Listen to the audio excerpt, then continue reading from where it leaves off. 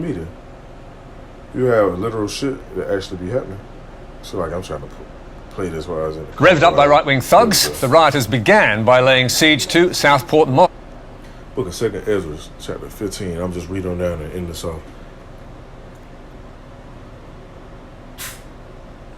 Chapter 15, verse 15 said, "For the sword and their destruction draw nigh, and one people should stand up to fight against another, and swords in their hands." Look at what's going on. You see, and they talking about swords. They ain't talking about no literal, damn, 1834 ass swords. It's talking about actual guns and weapons, other weapons.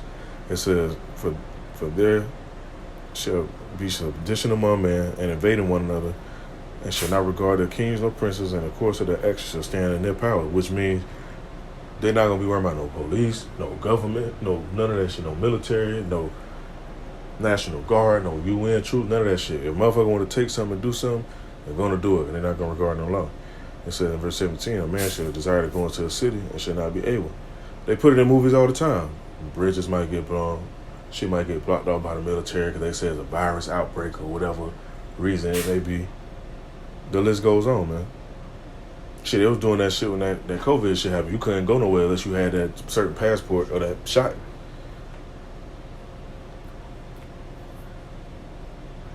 It says, "For because of their pride, the city shall be troubled, the houses shall be destroyed, and men shall be afraid." And that's why it mentions in the book of Isaiah, man should be more precious than fine gold. Because a lot of these so-called men, not even fucking men, emotional, don't think with logic, don't use reasoning, don't know how to diffuse situations. They rather be emotional and let shit escalate and get out of fucking hand. Don't have no balance, no honor, no integrity. So a lot of those niggas, they're gonna be afraid. They're gonna be bugging the fuck out.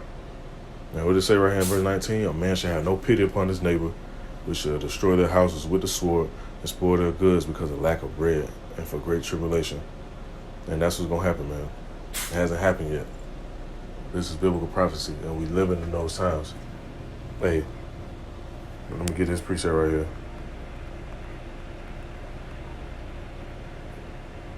Book of Ecclesiastes, chapter 39, verse 24, says, "As his ways are plain unto the holy, so are they stumbling blocks into the wicked." So those who really can't read these precepts and comprehend what's going on and what's to come, hey, man, you might have to look in the mirror and see, is you holy or is you wicked?